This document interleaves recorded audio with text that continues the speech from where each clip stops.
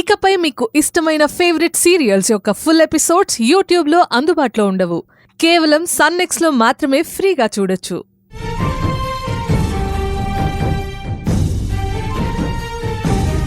అందరూ అంటే రాజేశ్వరీదేవి గారు చనిపోయిన రోజు ఎవరెవరిని కలిశారో వాళ్ళందరినీ ఎంక్వైరీ చేయాలి.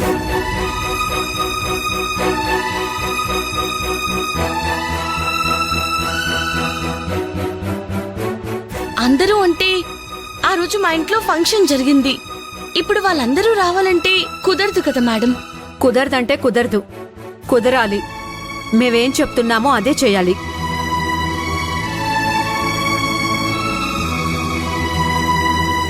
మీరు కాదు కూడదు అంటే మేం వాళ్ళందరికీ నోటీసులు పంపించాల్సి ఉంటుంది. నోటీసులు పంపిస్తే వాళ్ళు అలర్ట్ అవుతారు. అది కరెక్ట్గా ఉండదు. అంతమందిని పిలవడం అంటే కష్టం అవుతుంది కదా మేడం. ఆ రోజు మా పాపది ఫంక్షన్ ఉందని చాలా మందిని పిలిచాం మేడం. అప్పుడొచ్చిన వాళ్ళంతా ఇప్పుడు రావాలంటే వాస్తవంలో కూడా కష్టమే కదా మేడం. ఏంటమ్మగారు దీనికే ఇంత ఆలోచిస్తున్నారు? ఈ రోజు మన స్వర్ణమ్మ గారి పుట్టినరోజని సాయంత్రం పార్టీ చేద్దాం అనుకున్నాం కదా, వాళ్ళందరినీ పిలిచేద్దాం. ఏం పోలీసమ్మా, మీకు ఓకేనా? మీరు ఏమైనా చేయండి, మేం చెప్పినట్లుగా చేయాలి. నిజమే ఎస్ఐ గారు, సాయంత్రం అందరినీ పిలుస్తాం. కాకపోతే మీరొక పని చేయాలి. ఇలా యూనిఫామ్ లో కాకుండా మఫ్టీలో వచ్చి మీరు మీ పని కానివ్వచ్చు. మా ఫంక్షన్ కూడా ఏం డిస్టర్బ్ కాదు. అబ్బబ్బా, మీరు మామూలు కాదమ్మా, భలే చెప్పారు.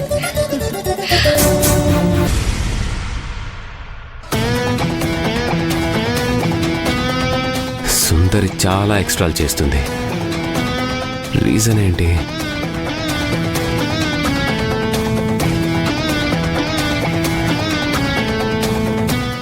ఏదో ప్లాన్ చేస్తుందా? ఏంటా ప్లాన్? దేనికోసం సుందర ఆరాటం? రాజేశ్వరమ్మ ఎలా చనిపోయారు? పోలీసులు చెప్తున్నారు కదా అది మర్డర్ అని. ఎందుకు కరెక్ట్ కాదు? నాకు నీ మీదనే అనుమానం ఉంది.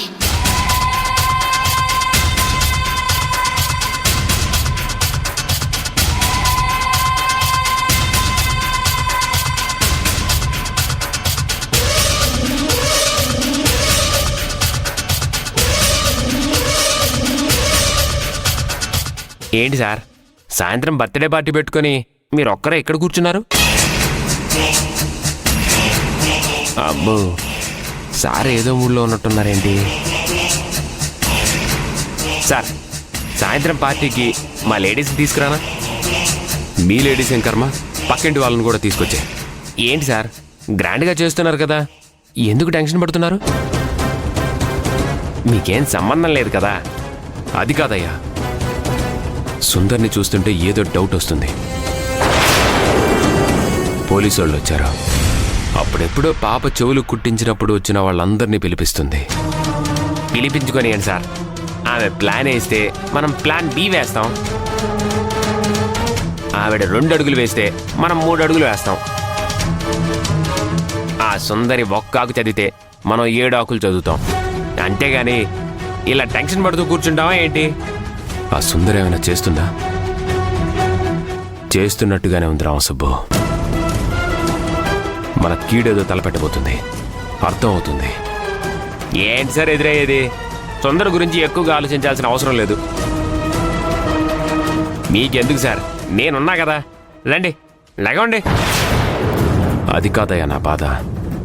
ఇప్పటి వరకు ఆ రాజేశ్వరమ్మ కేసు గురించి ఒక్క క్షణం కూడా మనం ఆలోచించలేదు.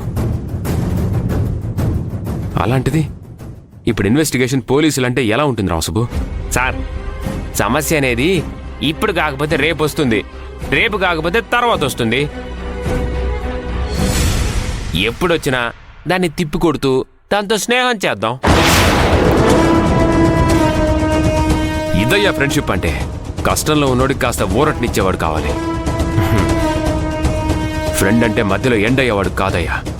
ఎండింగ్ లైఫ్ వరకు వెంటుండేవాడని నిరూపించావు. నాన్నా, మీకు రాసుల గురించి నక్షత్రాల గురించి తెలుసా? వాటి గురించి ఇప్పుడు దేనికమ్మా?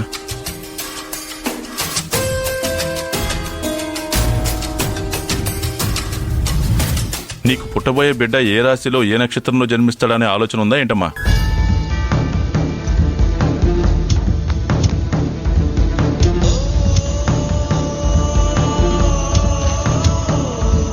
భగవంతుడు చల్లని చూపు చూడాలనే ఆలోచనలో మనం ఉంటే మనకి పుట్టబోయే బిడ్డ నిజంగా బాగుంటుందమ్మా.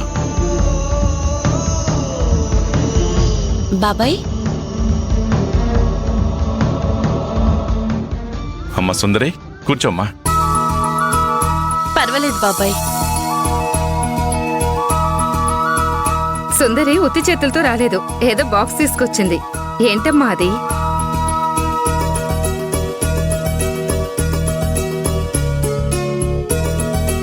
అది చూడబోతుంటే పాయసంలా ఉంది. నిజమే, ఇది నిజంగానే పాయసం.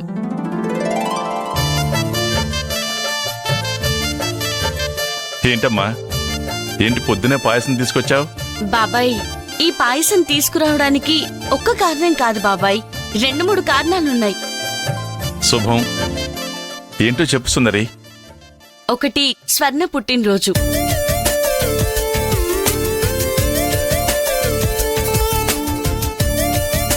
స్వర్ణ పుట్టినరోజా? అదేంటమ్మా, స్వర్ణ పుట్టినరోజుకి నువ్వు ఈ స్వీట్ డబ్బా వేసుకుని తిరగడం ఏంటి? అసలు ఈ స్వర్ణ ఎవరు? నీకొక కేర్ టేకర్ బర్త్డే అని నువ్వేంటమ్మా బర్త్డే అని సెలబ్రేషన్ అని తిరుగుతున్నావు? నాకైతే మంచి అనిపించడం లేదు. బాబాయ్, ఈరోజు అను కార్తిక్ల బేబీని పెంచబట్టి 2 నెలలయ్యింది.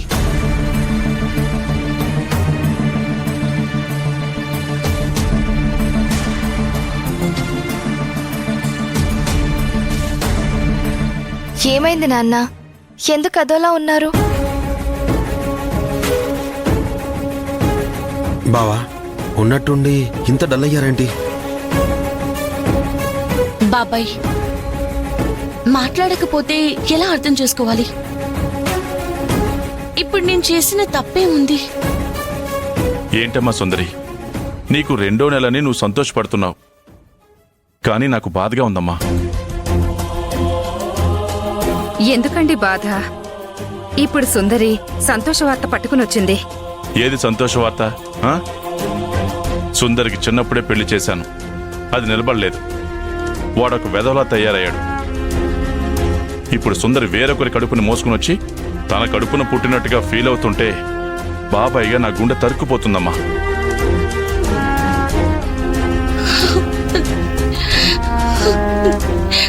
ఏంటి బాబాయ్, నువ్వనాల్సింది ఈ రకంగా కాదు బాబాయ్. లేదమ్మా, లేదు. నువ్వెన్నైనా చెప్పు, ఈ విషయంలో మాత్రం నేను ఒప్పుకోను. నిన్ను దివ్య కంటే ఎక్కువగా చూసుకున్నానమ్మా.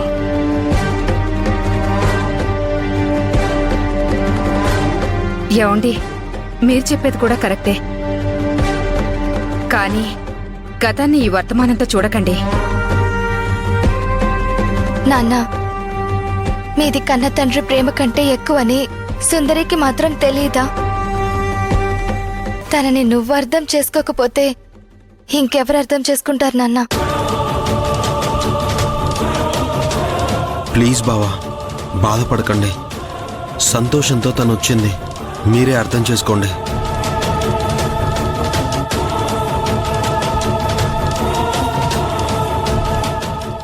సరే చెప్పమ్మా.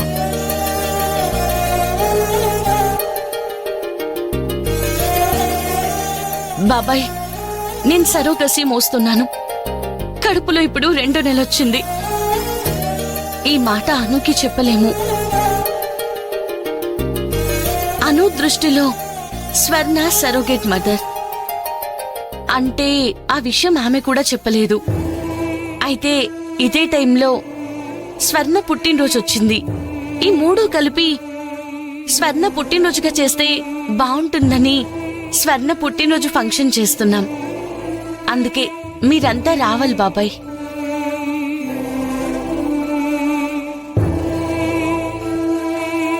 నేను రాలేనమ్మా. అదేంటి బాబాయ్, నేనెంత చెప్తున్నా మీరు రాను అంటున్నారు. ఇది కరెక్ట్ కాదు బాబాయ్. నేను రానని చెప్తున్నాను కదా. నువ్వు వస్తున్నావు. ఎందుకు? ఎందుకంటే పోలీస్ ఎంక్వైరీ ఉంది.